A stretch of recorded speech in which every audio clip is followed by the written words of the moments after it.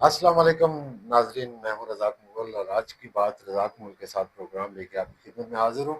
आज मेरे साथ मौजूद है जनाब चौधरी शबीर साहब। ये यूं तो किसी तारफ के मोहताज नहीं है, हल्का LA 6 मानी से इनका तल्लक है। आज हम गुफ्तगू करेंगे जनाब हल्का LA 6 मानी पे और शबीर साहब मेरे साथ हैं। शबीर साहब, क्या कहेंगे अपने हल्का के मतलब कैसे गुजरे 3-4 साल? अ, पहले तो मैं आपका शुक्रगुजार हूँ मुगल साहब कि आपने मुझे यहाँ मदलूब किया और अपना कीमती वक्त निकाल के मुझे यहाँ अपने साथ गुफ्तगू करने का मौका मुहैया किया। अलकायद जिस्मानी की अगर तफसील से चूँकि लंबी डिटेल पे बात करना पड़ेगी। जो आपका मुद्दा है वो यह है कि अलकास्मानी में गुज़श्ता 4 साल में क्या हुआ। अलकास्मानी की बदनसीबी ये है कि वहाँ आपको कभी भी कोई अपोजिशन नज़र नहीं आई। दूसरा ये है कि हमारे जो मौजूदा मेंबर असम्बली साहब हैं वो चूँकि पाकिस्तान तहरीक इंसाफ आज़ाद कश्मीर की जब यहाँ गवर्नमेंट बनी तो उसमें वो काबीना का हिस्सा थे।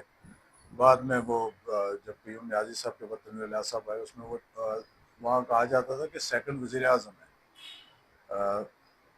तो बड़े बुलंदोबांग दावे भी हुए कि आकाशवाणी की तकदीर जो है बदल जाएगी, क्योंकि डिप्टी प्राइम मिनिस्टर होने की हैसियत से वो तमाम अख्तियार जो है मेरे पास हैं प्राइम मिनिस्टर के, और मैं जितने भी मेगा प्रोजेक्ट हैं वो लॉन्च करना लगा हूँ। कौन सा मेगा प्रोजेक्ट दिया लेकिन गया आपको? बदनसीबी से ना हो सका और इस दौरान तनवीर लियाज़ साहब की गवर्नमेंट जो है वो ख़त्म हो गई। उसके बाद वो ना इकतदार का हिस्सा थे और ना अपोजिशन का। उसकी वजह यह है कि बदनसीबी से हल्का समाने में हमारे तीनों दलों में से किसी ने भी अपोजिशन नहीं की, और 4 साल से मेरी ज़ाती जो राय है उसमें यह है कि हल्का समानी लवारस पड़ा हुआ है। देखिए, बात यह है कि एक तरफ राजा मकसूद साहब थे, एक तरफ चौधरी रजाक साहब थे। क्या उन्होंने अपोजिशन नहीं की? अपोजिशन बिल्कुल नहीं की गई। हर तीनों तरफ से कोशिशें की गई कि वो हुकूमत का हिस्सा हों। क्योंकि जब अनवार साहब वज़ीर आज़म बने तो आपको पता है उसमें पाकिस्तान पीपल्स पार्टी, पाकिस्तान मुस्लिम लीग नून और फॉरवर्ड ब्लॉक जो था तहरीक इंसाफ से जो निकला, ये सारे लोग जो कि गवर्नमेंट का हिस्सा बन गए।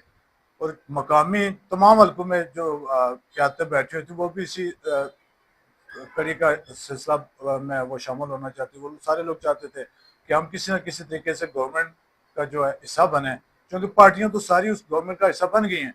हम भी बने, लेकिन बदनसीबी से ना वो गवर्नमेंट का हिस्सा बन सके और ना वो लोग अपोजिशन कर सके। उसकी वजह से हमारा हल्का जो है इस वक्त आज़ाद कश्मीर के अंदर, मैं ये नहीं है कि मेरा वहाँ से तल्लक है, रियलिटी पे आपको ये बात बता रहा हूँ कि हल्का समानी सबसे पसंदीदा हल्का है आज़ाद कश्मीर का इस वक्त।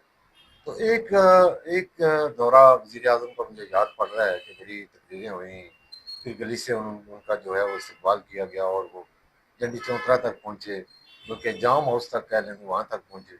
उसमें आपको क्या मिला?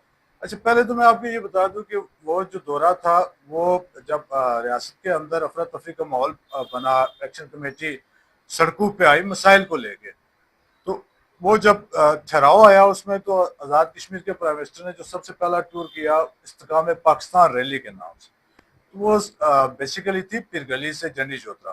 तो वो जाम हाउस नहीं गए, बल्कि वो वहाँ के मेंबर जिला कौंसिल हैं नायक शबीर साहब, उनके भाई हैं सलीम साहब, वो डिस्ट्रिक्ट काउंसिलर, उनके घर पर वो दावत पे गए। उनका शमूलती प्रोग्राम भी था वहाँ। बेसिकली वो इस्तेकाम पाकिस्तान रैली थी। और उसमें जब हल्का हल्का मानी LA 6 मानी के लोगों को क्या मिला उस इस्तेकाम अच्छा, पाकिस्तान जब रैली? इस्तेकाम पाकिस्तान रैली में कुछ प्राइम मिनिस्टर ऐलानात यहाँ हुए से थे? गुजरे तो पीर गली से पूना बल्कि जंडाला तक रोड जो है वो मुकम्मल टूट फूट का शिकार थी और काफी अरसे से उसका काम बंद था। सबसे पहले तो प्राइम मिनिस्टर ने आगामी बुनियादों पर उस काम का आगाज करवाया। फिर जब वो चौकी से गुजरे तो वहाँ लोगों ने उनको बताया कि यहाँ जो बिजली है वो 35, 40, 60, 65 इससे ऊपर नहीं आ रही, हमारा ये इशू है। उन्होंने बिम्बर से लेके चौकी तक नया कनेक्टर जो है उस वक्त ऐलान किया, और अल्हम्दुलिल्लाह वो अब लाइन पिछले कुछ दिनों से मुकम्मल हो गया। छोटा मोटा उसका काम रह गया, वो ग्रिड भी जल्दी स्टेशन का क्या बना? फिर ग्रिड उसके स्टेशन साथ ये था कि जी वहाँ ग्रिड स्टेशन के हवाले से प्राइम मिनिस्टर साहब को बताया गया, तो उन्होंने वादा किया जी कि मैं इसको तरजीह बुनियादों पर रखते हुए उसका अमली काम शुरू। फिर उन्होंने उसके लिए पैसा रखा। बदनसीबी हमारी ये हुई कि मकामी लोगों ने उस पर स्टे करवा दी।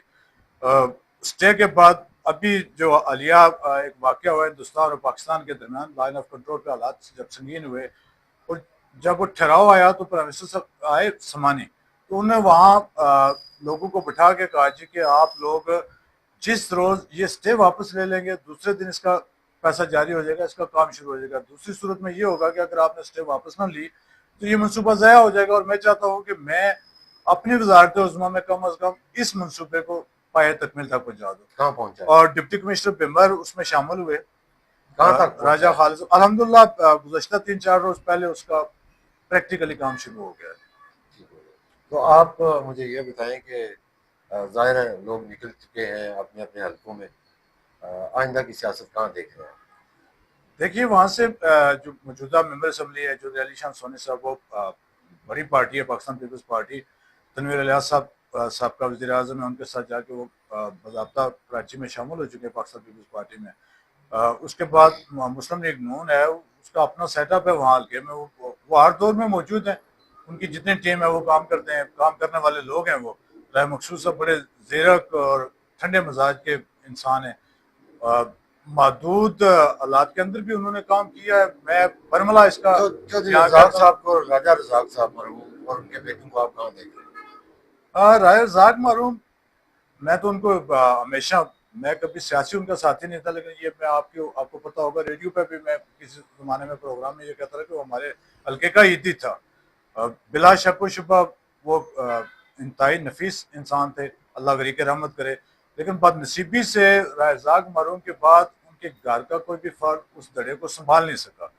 अभी जो हल्का आसमानी की नून लीग है, पिछले इलेक्शन में चूंकि वो रायजाक साहब मरहूम का ग्रुप जो है और नून लीग वो तकसीम हो गई थी, और राजा रज़ाक कश्मीरी साहब की सूरत में राजा रज़ाक मरहूम के साथियों का एक गढ़ा जो है वो आज़ाद काफिले में शामिल हो गया था। कहाँ देख रहे हैं चौधरी रज़ाक साहब को आमदा इलेक्शन? चौधरी रज़ाक साहब साबिक मिनिस्टर जो रशीद मरहूम के भाई हैं। जो रशीद साहब उस हल्के से 4 दफ़ा इलेक्शन जीते। बदनसीबी हमारी कह लें कि जो रशीद साहब का जो ग्रुप था वो तो मौजूद है, लेकिन उस लेवल की हम वो सियासी ना ज़र्फ रख सके और ना वो नज़र थी हमारी, हम शायद उस लेवल पे कामयाब नहीं हो सके। और इस वक्त जो है फिल वक्त जहाँ तक तल्लक है, आपने जो रज़ाक साहब के हवाले से पूछा, तो उन्हें अभी फैसला करना है कि उन्होंने पीपल्स पार्टी को ज्वाइन करना है, नून लीग को ज्वाइन करना है। मेरी इतला के मुताबिक जो है, या जहाँ तक मुझे पता है, वो प्राइम मिनिस्टर साहब के कैम्प में चले गए हैं और उनका ओढ़ना बिछोना जो है अनवारुल हक के साथ है, और उन्हीं के साथ वो फैसला करेंगे। अगर अनवारुल हक जिस पार्टी में जाते हैं, फॉरवर्ड ब्लॉक बनता है, कोई नई पार्टी बनती है, वो किसी पार्टी में चले जाते हैं। आज मेरी राय है कि अंदर की खबर ही दे दें जनाब, क्या हो रहा है? देखिए अंदर की खबर जो है ये मफरूजे हैं सारे। पाकिस्तान के जो मारूजी हालात हैं, आज़ाद कश्मीर तो बहुत छोटा सा खिता है, पाकिस्तान में जो कुछ चल रहा है वहाँ जो लोग इक़्तिदार के अंदर बैठे हैं उनको अंदर की बातों का नहीं पता होता। उनको भी एक मैसेज आता है, पैगाम आता है, तो उसी पे वो चलते हैं। चले मफरूजात पे बात करते हैं। मफरूजात पे यही है कि अभी आप इंतजार करें और अगले 5-6 माह जो है ये सूरत हाल ऐसे रहेगी, लोग मुख्तलिफ की आसराइयाँ करते रहेंगे, फिर आपको सारी सूरत हाल की समझ आ जाएगी। मेरे ख्याल में यहाँ 3 ग्रुप होंगे जो इलेक्शन का हिस्सा होंगे। उसमें एक पीपल्स पार्टी होगी, एक नून लीग होगी और एक नया ब्लॉक होगा। मुझे नहीं पता वो कोई नई पार्टी होगी या फॉरवर्ड ब्लॉक होगा।